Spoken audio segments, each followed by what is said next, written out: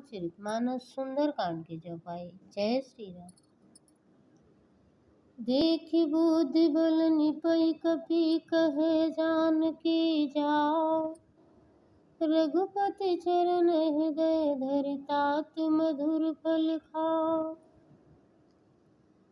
चलई नाई सिर बैठई बागा।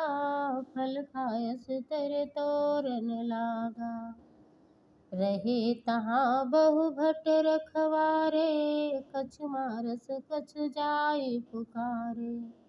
नाथ एक आवा कपि भारी।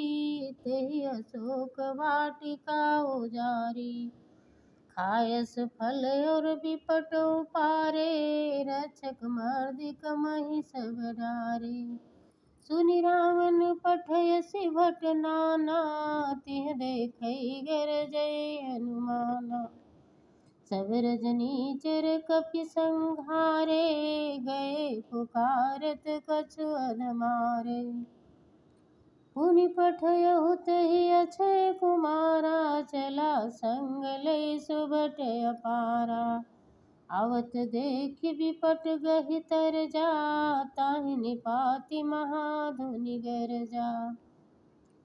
फिर रावण ने अक्षय कुमार को भेजा।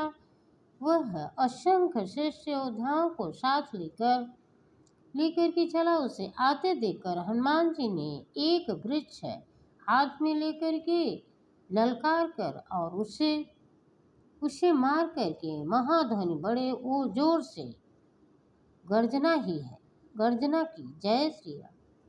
राम सिया राम जय जय राम सिया राम। राम सिया राम।